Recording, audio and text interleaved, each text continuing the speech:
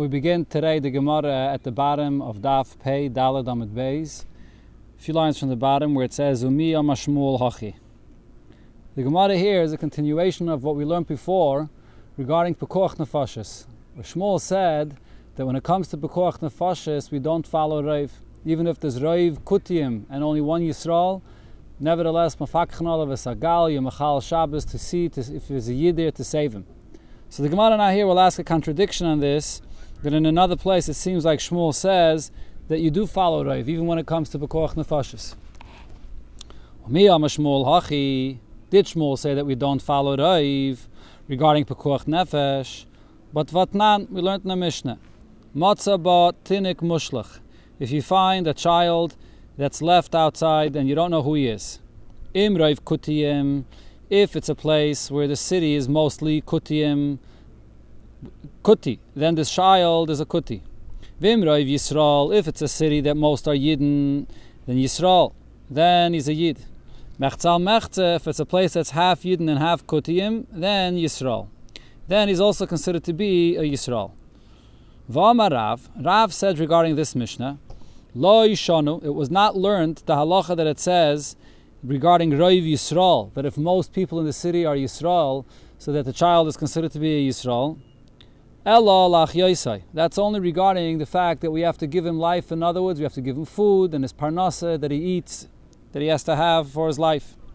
But when it comes to proper yichos, meaning that we should, if it would be a girl, to consider her to be a Yisraelis to the extent that she could marry even a Kayin, for that not. That's what Rashi explains here. Layachsai refers specifically to her ability to marry a Kayin.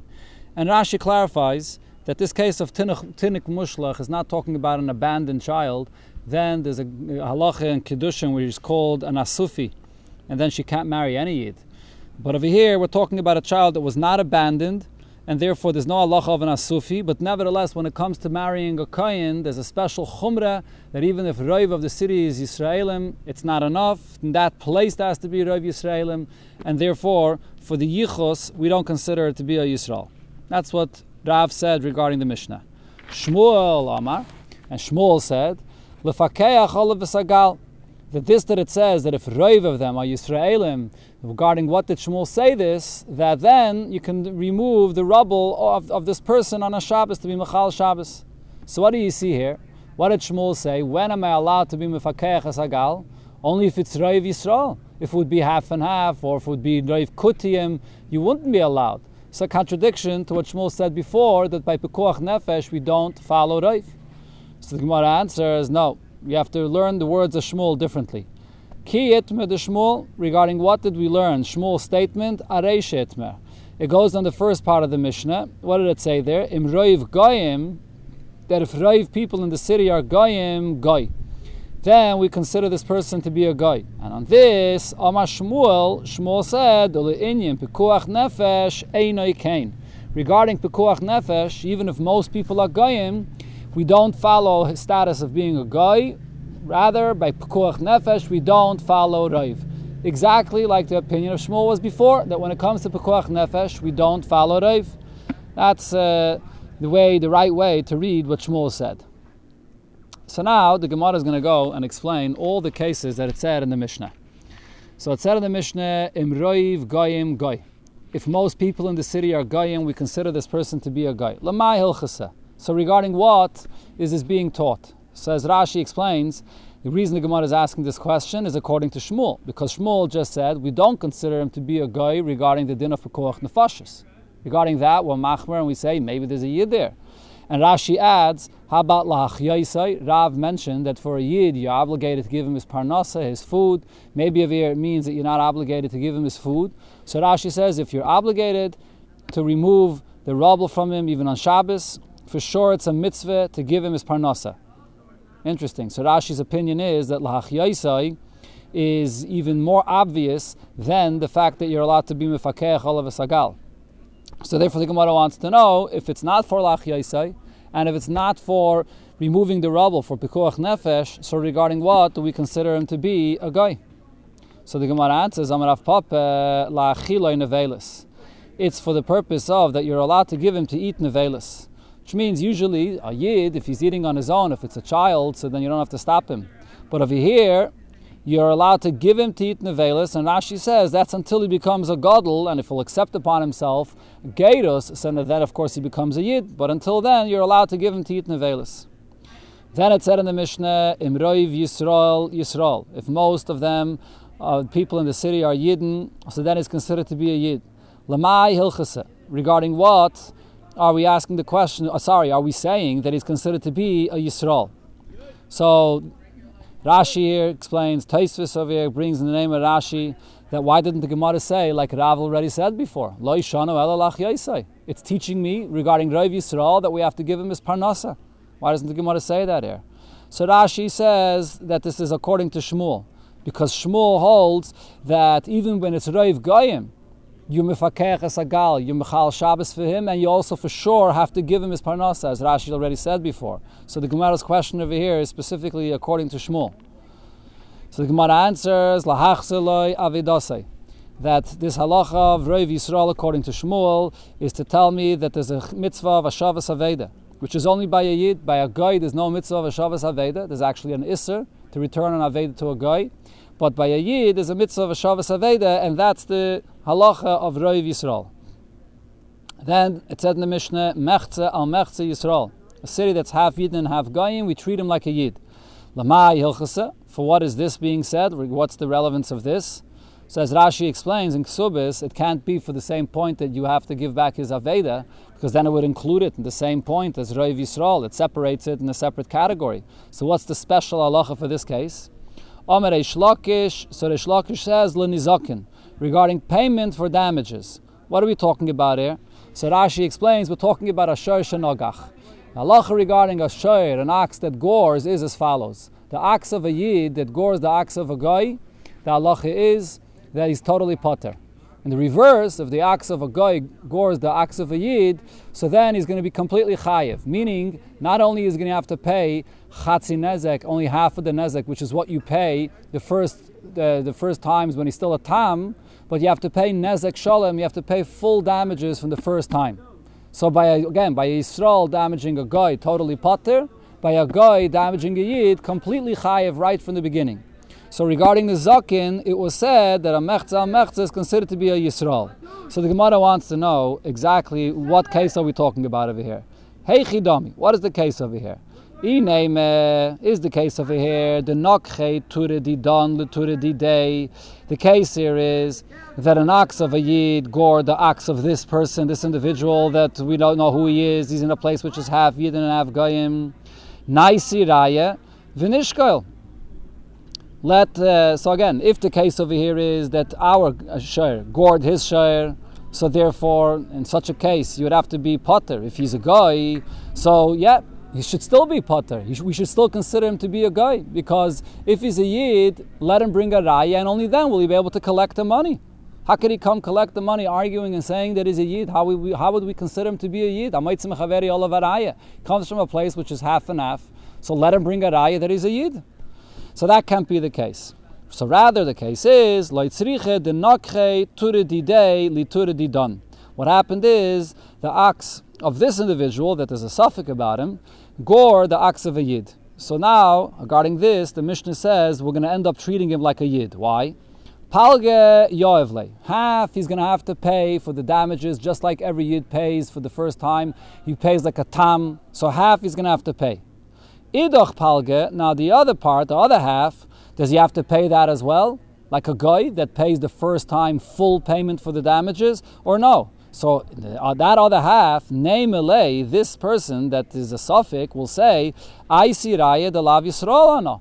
Bring a raya that I'm not a Yisrael. Again, you want to be mitzi, you want to take money out of my pocket. Possibly I'm a Yid. So half I'll pay, like a Yid pays half. But the other half, maybe I shouldn't be paying. How do you know that I should be paying like a guy? So again, I see raya de lav Yisrael and no shkoil, and then you'll be able to take the other half from me. So therefore, in this case, we end up treating him like a Yid because we can't prove that he's a guy. So therefore, he only pays chatzi nezek. That was the case that the Mishnah said that Mechza Yisrael and Mechza Nochrim, he's considered to be like a Yid.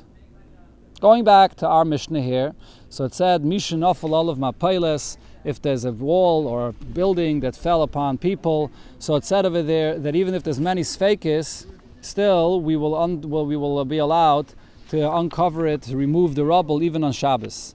And in the Mishnah, it said many different details regarding the case over here that the wall fell down. All kinds of sfeikis that it said in the Mishnah. So the Gemara is going to explain what's the pshat and all those sfeikis that it mentioned in the Mishnah. It said in the Mishnah, Safik Chai, Safik Meis, we don't know if he's alive or not, Safik Nachri, Safik Yisrael, is he a Yid or a guy, and so on. We don't even know if he's there or not, Safik Sham, Safik Einisham. So the Gemara is going to explain this now. So the Gemara, my Kamar. So what is the Mishnah saying here when it brings all these different sfeikis? So the Gemara explains, Loi mi baya kamar. The Mishnah is saying over here a chiddush and then even a bigger chiddush. Loi mi baya, needless to say, safek husham, safek einisham.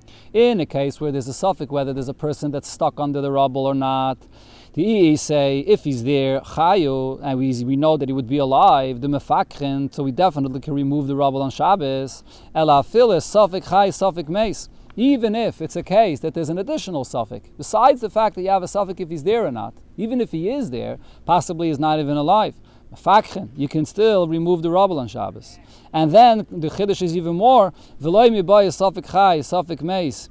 The Yisrael, not only if it's a case where if in fact he is alive, you know for sure that he's a Yid, then you're allowed. Ela fila suffix nachri suffix Yisrael mefakchen. Even if on top of the other two sfeikis, there's an additional suffix that even if he is there and he is alive, he might not even be a Yid. Nevertheless, with all these sfeikis, we're mekel. When it comes to pekuach nefesh, we are allowed to remove the rubble to save his life. The Mishnah said, Matzu chai, if you find him to be alive, mefakhin, you can remove the rubble to save him. Frek the Gemara, Matzu chai, if you know for sure that he's alive, pshita, of course you're allowed to save him. So the Gemara answers, Leitzriche da afile l'chai yisha. The chiddush here is, even to save him, and he's only going to live a short while, nevertheless, you mechal Shabbos to save his life to live for a short while. Then it said, Vimneis yanichu, you found him dead, so you leave him there, you can't be mechal Shabbos. Honami pshita, this is also obvious that if he's not alive, you can't be mechal Shabbos. So the Gemara answers, Lo yitzriche elo l'Rab Yehuda ben Lakish. This is a chiddush here according to the following halacha that we learned according to Rab Yehuda ben Lakish. The Tanya, we learned in a Braisa, in a case where there's a fire. Ein matzilin esameis mipnei adleika. You're not allowed to save the dead body that you don't want to get burnt in a case where there's a fire. Omar Rab Yehuda ben Lakish. So Rab Yehuda ben Lakish said about this, Shamaiti, I heard the halacha shematzilin esameis mipnei adleika, that you are allowed to save the dead body because of a fire that might come and burn him. And now the Gemara explains, Afile Rab Yehuda ben Lakish loy ka'amar, elo. So now even according to Rabbi Yehuda ben Lakish that says you can save the dead body from a fire, our case is different. Why? Because Rabbi Yehuda ben Lakish only said so over there, because there's a fire and a person is very, very worried and very concerned and very excited about what's going to happen here, that this dead body could be burnt. So Eloi Shadisley, if you're not going to allow him to carry out this body. So what we're talking about over here is not putting out the fire. Rabbi Yehuda ben Lakish never allowed to put out the fire. What he allowed is to carry out the body from one courtyard to another courtyard where he's not even being over Isam and Atayra, he's only being over Isam and Rabbanon. So Rabbi Yehuda ben Lakish says, if you're not going to allow him to be over this Isam and Rabbanon, so what's going to happen is, he's going to come to extinguish the fire and he's going to be over Isam and Atayra. So therefore Chachamim allowed him to be over the Isam and Rabbanon. But in our case, regarding this body stuck under the rubble, if you're not going to allow him to take the body out from under the rubble when it's dead, what else would he do? There's no other scenario. We're not concerned that he's going to come to do a malacha d'oraisa. There is no other malacha d'oraisa that would happen here. The only reason they allowed to carry out the body from this chatzah to another chatzah, Isser Midrabanan, so he should not come to do a Isser Min HaTorah. But in our case, there is no potential of him being over Isser Min HaTorah, so Chachamim did not allow the Isser Midrabanan of removing the rubble and saving his life. So therefore, Rabbi Yehuda ben Lakish would agree over here that you can't take out the mace from under the rubble. Tana Rabbanon, we learned in Abraisa. Ad Heichon Hu Baidik, until where do you inspect to see if the person is actually still alive? Ad Chaytmai, until his nose to see if he's still breathing. V'yeshaimrim, others say Ad Libai, until his heart, to see if he has a heartbeat. Badak umatza el yoinim mesim. If he went and inspected the people that are there, and he sees that the ones on top are dead, lo yoimak from mesu atachtainim. You shouldn't say that the ones that are stuck on the bottom also died, because it's not necessarily the case. The Gemara brings ma'isa haya. There was an incident that happened. Umatzu el yoinim mesim, and they found the ones on top were not alive. But v'tachtainim chayim, the ones that were at the bottom were still alive. So therefore, that's not an indication that there's no one else alive on the bottom. So this argument here regarding where we inspect to see if a person is still alive, the breathing in the nose or the heartbeat. So shall we say, hani tanoi ke hani tanoi? The argument of this braise is connected to the argument of the following braise. Tanya meheichan avlad noitzer. From where is the fetus created from? What's the first point of the body that's created? Meiraisha. So the first opinion is it begins from the head. Shenemar mime'ei imi atagaizi. From my mother's womb, I was cut out, I was taken out. V'oimer, in another pasuk it says, Geizi nizreich va'ashlichi. Cut off your crown, or it means the hair of your head, and throw it out. So the hint over here is that we see the term Geizi used regarding the hair of the head, and therefore we say that when it says Geizi regarding the baby in the mother's womb is also created starting from the head. Abishal says, Mitiburai, the beginning of the creation of the child starts from the navel, Umishaleach sherashav elech ve'elech. And from there, the body extends to all the rest of the body. So, shall we say that the machlokes of where we see if a person is alive or not, do we look at his nose, which is in the head, or we look at the heart, which is in the center of the body, is connected to this machlokes and this braise here regarding at where the person's begins the creation of the body from. So the Gemara says, no, it's not necessarily connected. Over there, when Abishal says regarding the creation of the child, speaking regarding from where the child is created. Abishal's opinion is that everything is created from its center. But when it comes to saving life, to see if the child is still alive, Abishal would agree that the best place to see, to indicate if a person is still alive, is to see if he's still breathing, so you look at the nose. The life of a person is in his nose. So therefore, there's no argument about that. There's one place where the Rebbe speaks about this. The life of a person is dafka in his nose, even more than his heart. The essence of life is dafka in the breathing in the nose, which is a very deep part of the neshama. The koyach hareach, the sense of smell, indicates a very deep koyach of the neshama. We find by Mashiach that the way we test him to see if he's actually Mashiach is to know if he's meireach v'don, whether he could use his sense of smell to judge. So therefore there's a certain very powerful koyach in the nose, in the sense of smell, or in the breathing that comes out of the nose.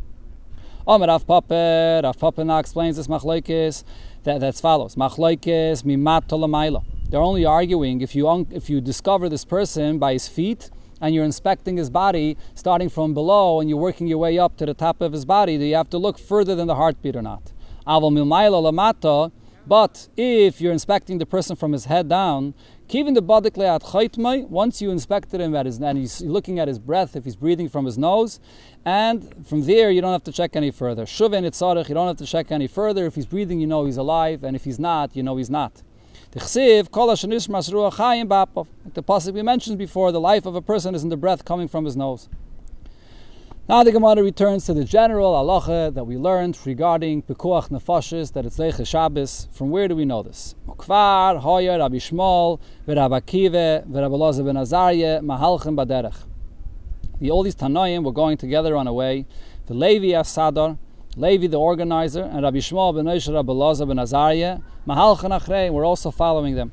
So Nishala Shaila Zu B'fneim, this question was asked in front of them. Minayin lepekuach nefesh shadeiches haShabbos. What's the source for this halacha that pekuach nefesh pushes off Shabbos?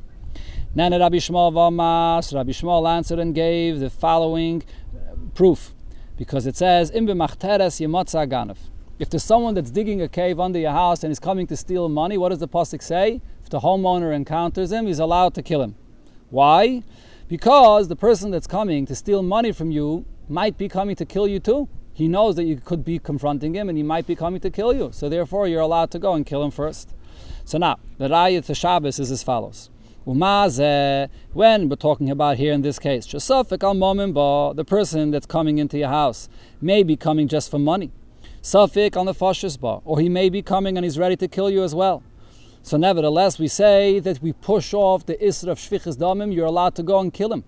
Ushvichas damim. Now, the pushing off this aveda of killing someone is very harsh because shvichas damim mitames haaretz. It makes the land impure. V'gayrim l'shchinish at stalik mi Yisrael. It causes the shchinah to be removed from the Yidden, as Rashi brings the psukim for this.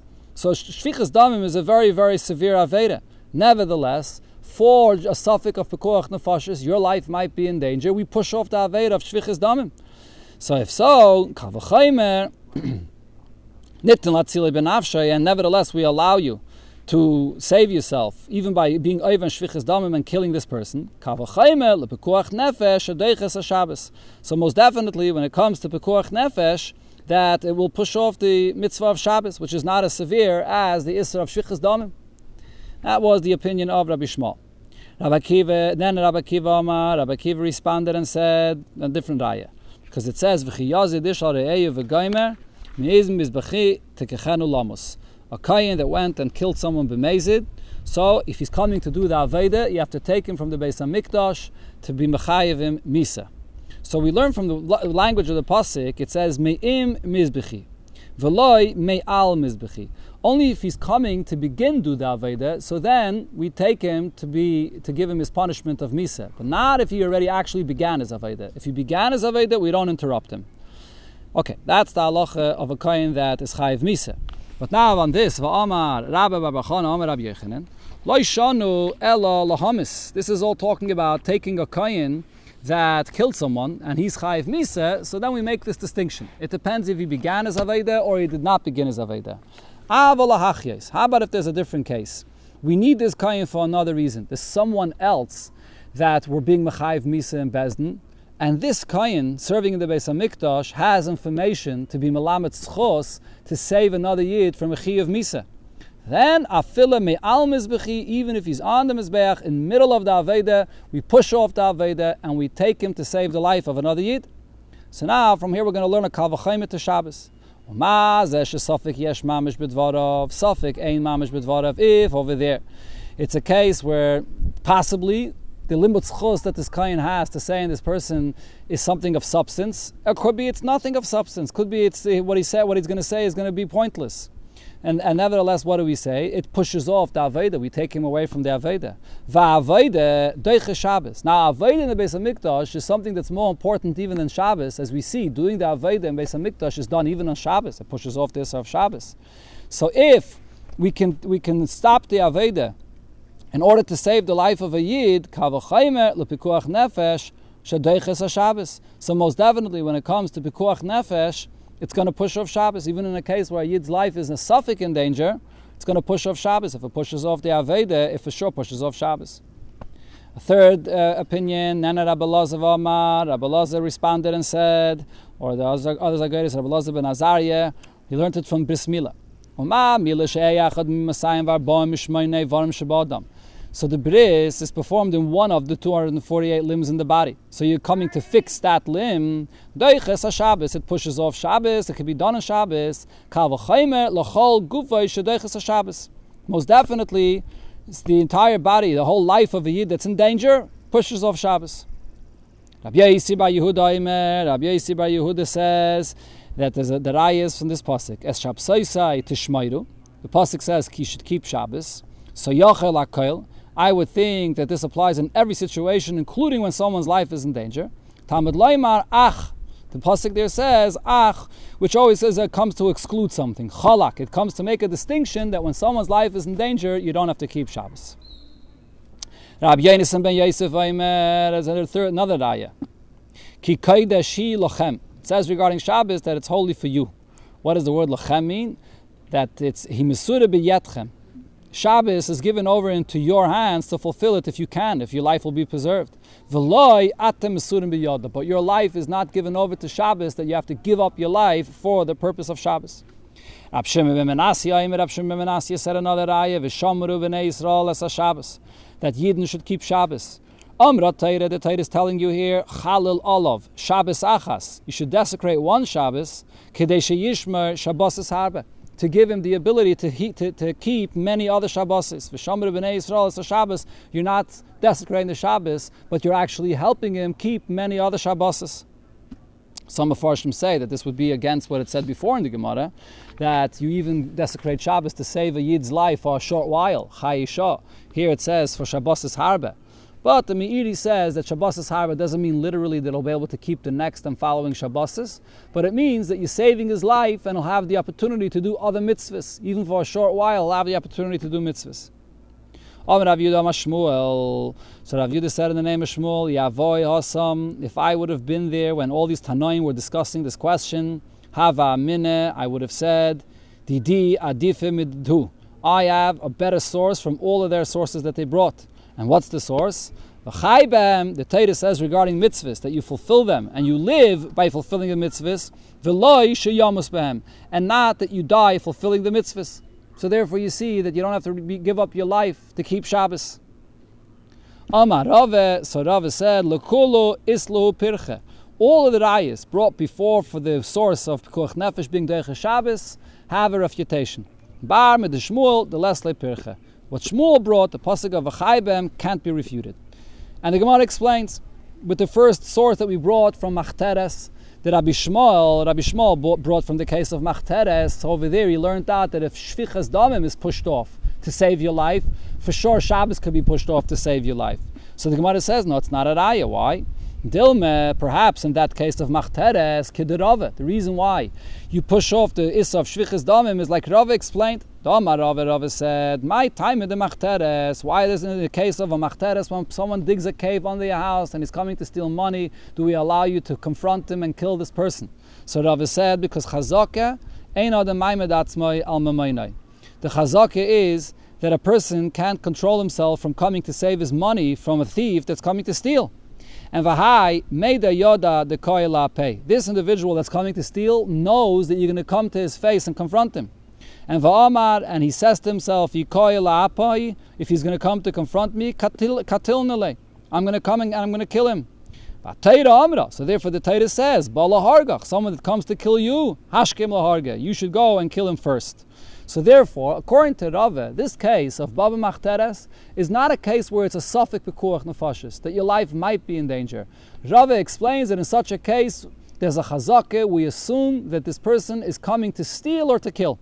So if you're going to confront him, he's going to kill you. So it's a vada, your life is vada in danger. So therefore, va'ashkacham vada. That's only a source for a case where your life is definitely in danger. Safek min olon. There's no source from there in a case where there's a doubt if your life is in danger. So that's why that's not a good proof. The Rav Akiva Nami, similar we could say according to Rav Akiva's proof, he brought the raya from the fact that you take away a kohen from his aveda to go and save a yid's life, to say a limut schus on him. So Dilme Kedabaye. Maybe what we do there is like what Abaye said elsewhere. Dama Abaye said this regarding a person that's being taken out to be killed, a Mrs. Bezdin, and the person says, I have something to say that will save my life.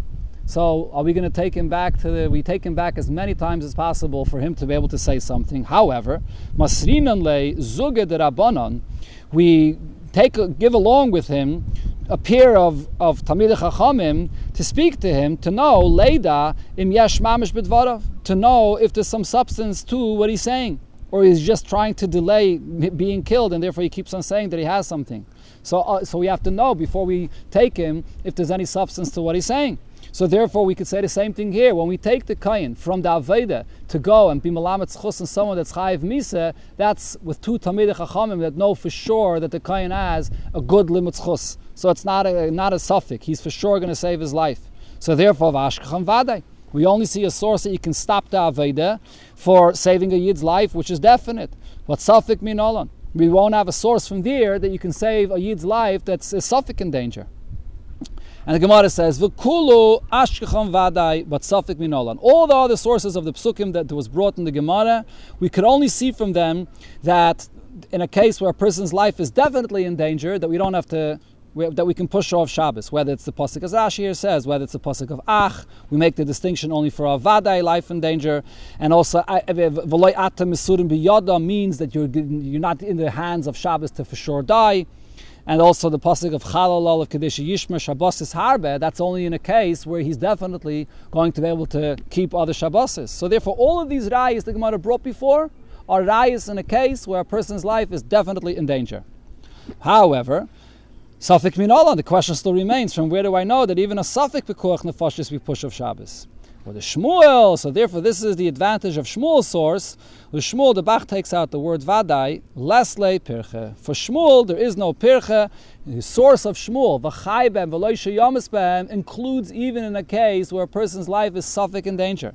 And the way Rashi explains this is, because when the Torah says, V'chai Behem, Asher Yasa Ha'odam, V'chai Behem, the Torah is saying, fulfill the mitzvahs in a way that you will definitely live. V'chai Behem means only if it's definite if you're going to live. If there's a suffix that you're not going to live, that's not v'chai, because you don't know if it's v'chai. It has to be v'chai means only definite if you will live, then you have to do mitzvahs. Otherwise, if it's a suffix, so then you're potter. So therefore, the Shmuel is the strongest raya. Amar Avine v'yiteimer Rav Nachman bar Yitzchak tav v'chada pilpul charife.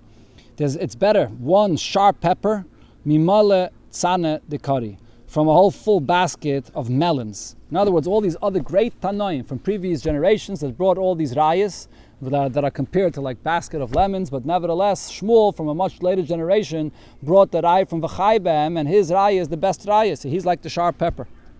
There's an arichas de Gesicha from the Rebbe on this piece of Gemara, and the Mefarshim actually addressed the question, why is the Gemara looking specifically for a raya regarding Shabbos that we push off Shabbos for Pekuach Nefashis? Or for Safek Pekuach Nefashis even. Didn't we have before the Gemara that said that we push off Kol HaTorah Kula, any mitzvah for a case of Pekuach Nefashis? And only three that we don't push off, Avodah Zarah, Yilei Arayis, and Shvichas Damim. So why is the Gemara bringing here specifically the Raya for Shabbos? And the conclusion of the Gemara, V'chai Behem, it's this very same pasuk that Rashi brings before, also regarding all mitzvahs, not only regarding Shabbos. So the interesting thing is, when you look in the Rambam brings once the pasuk V'chai Behem regarding all mitzvahs, and he brings it again in Hilchas Shabbos regarding Shabbos specifically. So what's this? It seems like that there's something unique about pushing off Shabbos for the purpose of saving a Yid's life. And the point that Rebbe explains is that usually when we push off any mitzvah for the life of a Yid, what that means is that the life of a Yid is more valuable than the mitzvah, and therefore it overpowers the obligation to fulfill the mitzvah. Shabbos is different. Shabbos, when you push off Shabbos to save the life of a Yid, you're really not pushing off Shabbos at all. The Rebbe explains the whole point of Shabbos is as a sign of Beini and Beinechem, the connection of the Yid to the Eibishter. Preserving the life of a Yid on Shabbos, that itself is the fulfillment of the mitzvah of Shabbos, the whole point of the mitzvah of Shabbos. So therefore, Dafka over here, the pasuk of V'chai Behem is more relevant, because here the point is that the V'chai Behem, this is part of Shabbos, the fact that a Yid should stay alive. So there's a separate limud that's being brought, Dafka here. The Rebbe goes on to say that the truth is that this is so regarding all mitzvahs, that ultimately all mitzvahs, the purpose of mitzvahs is for the Yidden, that for the benefit of the Yidden. So therefore you can't, whenever you're preserving the life of a Yid, you're not just pushing off a mitzvah, you're really fulfilling what the point of all mitzvahs are. But by Shabbos, it's emphasized and it's highlighted even more than all other mitzvahs, that the whole teichen of the mitzvah of Shabbos specifically is about a sign between the Eibishter and Yidden, to preserve the life of a Yid. That's where the Gemara is focusing specifically on Pekuach Nefesh regarding Shabbos, that stands out from all the other mitzvahs. Sagt the Mishnah, Chatos v'osham vadai. When you bring a carbon chatos and you bring a osham vadai, there are different kinds of ashamis. There are ashamis that are brought on a situation where a Yid has a suffix if he did an Aveda or not.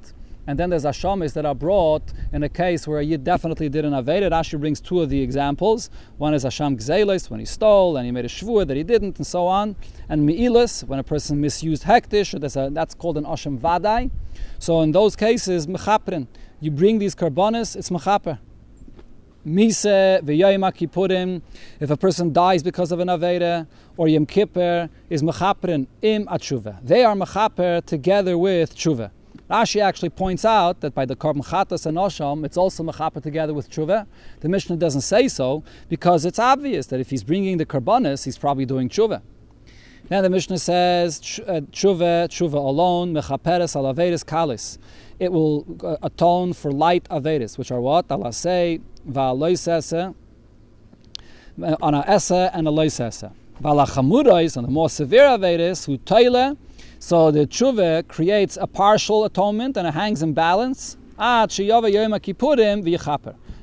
Kippurim comes and it fully is mechaper for the avera. A person says, I'm going to sin and then I can do tshuva. I'll sin again and I'll do tshuva again. We don't give the person the ability to do tshuva. So many Mefarshim say, and from Rashi it seems so, that the reason is because if a person gets into this habit, so then, Ava Vishana Nasis like a heter, when you do an Aveda again and again, it becomes very permissible in your eyes, and he's never going to come to do tshuva. That's what the Mishnah means. But as the Pshat that Alter Rebbe says in Tanya, and Igeres HaTshuva, that it's based on the concept of En Katega Nasas Hanege. The prosecutor does not become the one defending. So too over here, you cannot use tshuva itself to atone for the Aveda if the tshuva was the cause of the Aveda. It's only because of the option of tshuva that you sinned. So in this case, the whole kayach of tshuva is neutralized, doesn't do anything. So therefore, ema speaking. However, the Alter Rebbe does say that's only true for tshuva, ordinary tshuva, it doesn't work. But in dachak, if a person it goes with a much deeper level of tshuva, so then that deeper level of tshuva will work. Ema speaking means we don't give him the opportunity to do tshuva, but not if the person is persistent and he does tshuva, there's nothing that holds back tshuva of a yid. And the Rebbe explains that over here there's no issue of en katega nasas haneger because this is a different level of tshuva. This is a much deeper level of tshuva, not the tshuva the person was relying on when he was sinning. So therefore that type of tshuva does work. Sagt the Mishnah Vaita similar, Echta v'yem kippurim mechaper. Person says, I'm going to sin and then Yom Kippurim will atone for me. And Yom Kippurim mechaper. Yom Kippurim will not work. Aveda shebein adam la'makim. Those avedas that a person does between him and the Eibishter, Yom Kippurim mechaper, Yom Kippurim atones for them. Aveda shebein adam la'chaveiroi. Those avedas where he hurt another individual, and Yom Kippurim mechaper, Yom Kippurim will not atone for them, ad she'iratzes chaveira, until he will ask forgiveness from his friend. This is brought in Allah Shulchan Aruch and Hilchas Yom Kippurim that before Yom Kippur you should ask mechila.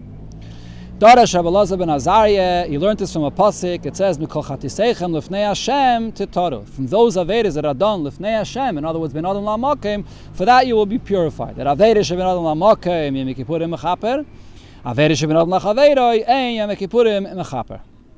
Ad she'iratzes chaveiroi, until you ask for forgiveness from your friend.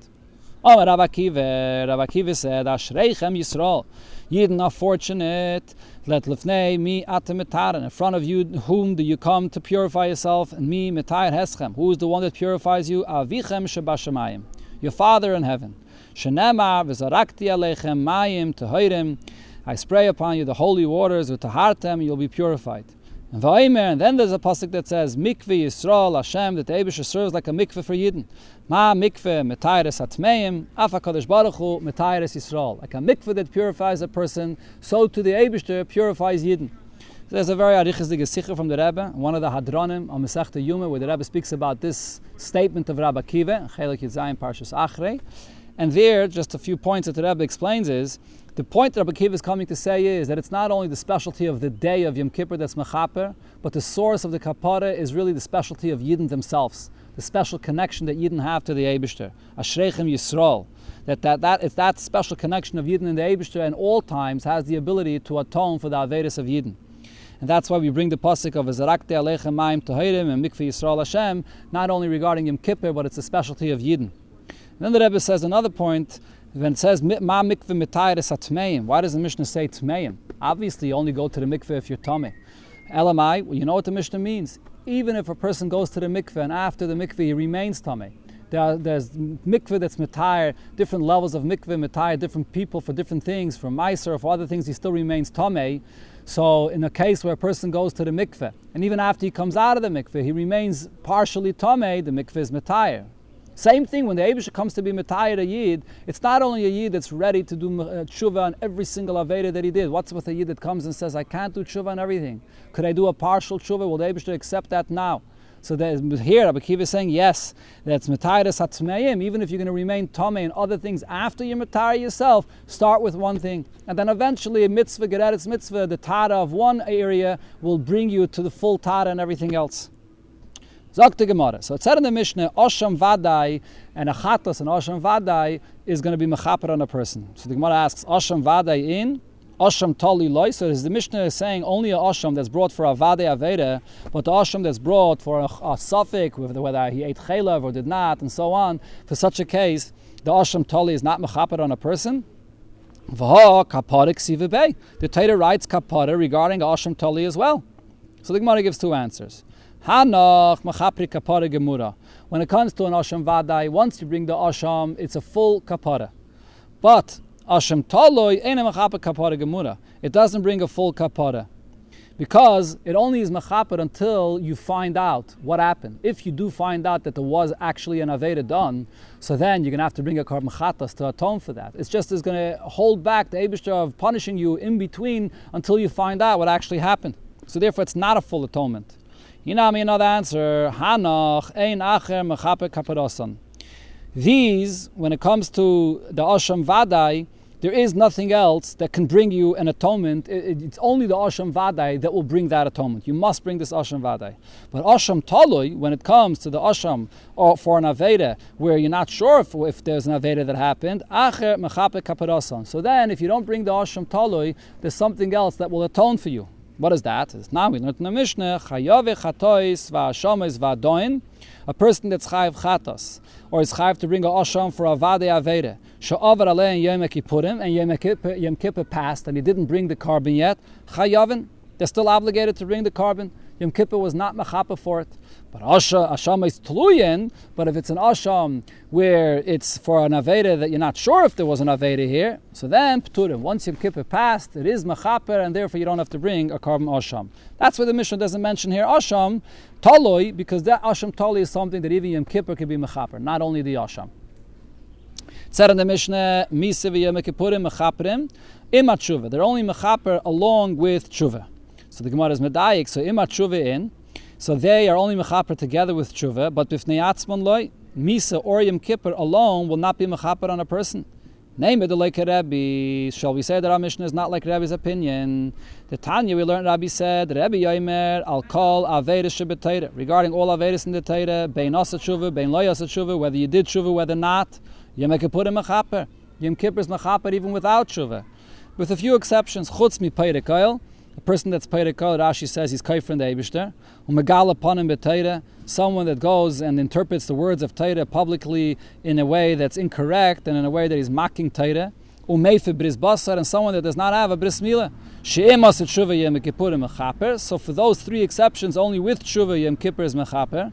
V'im lo yas et tshuva Yom Kippur mechaper. And if you did not do tshuva, then Yom Kippur is not mechaper. So our Mishnah says Yom Kippur still requires tshuva.